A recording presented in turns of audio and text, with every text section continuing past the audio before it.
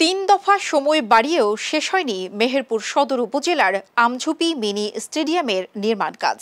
মাঠটি অব্যবহৃত পড়ে থাকায় স্থানীয় খেলোয়াড়দের অনুশীলন কার্যক্রম বন্ধ হয়ে গেছে। ক্ষোভ প্রকাশ করেছেন সাবেক ও বর্তমান খেলোয়াড়রা। বিস্তারিত থাকছে প্রতিবেদনে। তিন দফা সময় বাড়ানো হলেও এখনও শেষ হয়নি মেহেরপুর সদর উপজেলার আমঝুপি মিনি স্টেডিয়ামের কাজ। এতে করে বিকল্প মাঠ না থাকায় বন্ধ রয়েছে স্থানীয় সকল খেলা ও অনুশীলন। ফলে কষ্টে পড়েছেন জেলার শতাধিক খেলোয়াড়। একসময় এই মাঠে ছিল নিয়মিত ফুটবল ও ক্রিকেট লিগের আয়োজন। দর্শকে কানায় কানায় পূর্ণ থাকত গ্যালারি। 2023 সালে এই মাঠকে মিনি স্টেডিয়ামে রূপান্তরের ঘোষণা দেয় সরকার। 5,50,00,000 টাকার প্রকল্পে দায়িত্ব পায় ইঞ্জিনিয়ারিং নামের একটি ঠিকাদারি প্রতিষ্ঠান। কাজ শেষ হওয়ার কথা ছিল 2024 সালের প্রথম দিকে, কিন্তু 3 দফা সময় বাড়িয়েও এখনও অসমাপ্ত স্টেডিয়ামটি। মাঠের যে অবস্থা তাতে চলতি বছরের শেষেও খেলার উপযোগী হবে না। সংশ্লিষ্ট প্রকৌশলী ও ঠিকাদারি প্রতিষ্ঠানের সঙ্গে বারবার যোগাযোগের চেষ্টা করেও কোনো সাড়া পাওয়া যায়নি দাবি খেলোয়াড়দের।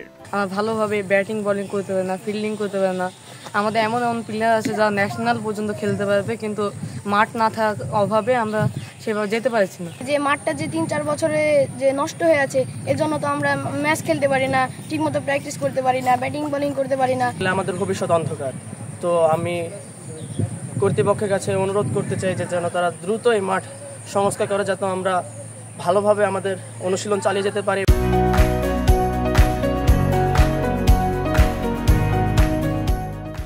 আমরা যে চরম হতাশার মধ্যে আছি, এই হতাশার ভিতরে আমাদের হয়তো আর সীমাবদ্ধ থাকার আর সুযোগ নেই।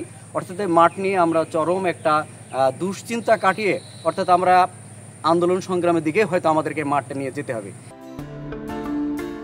ঠিকাদারি প্রতিষ্ঠান ও ক্রীড়া সংস্থার কর্মকর্তাদের সাথে একাধিকবার যোগাযোগ করার চেষ্টা করা হলেও তাদের পাওয়া যায়নি বলে জানান মেহেরপুর সদর উপজেলা নির্বাহী অফিসার।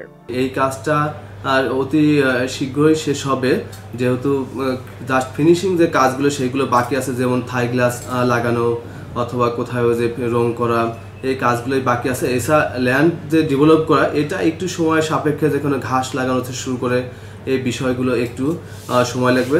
তাছাড়াও আরও জন্য দ্রুত গতিতে কাজটা শেষ হয়, আমি সে বিষয়ে সংশ্লিষ্ট কর্তৃপক্ষকে অবহিত করব।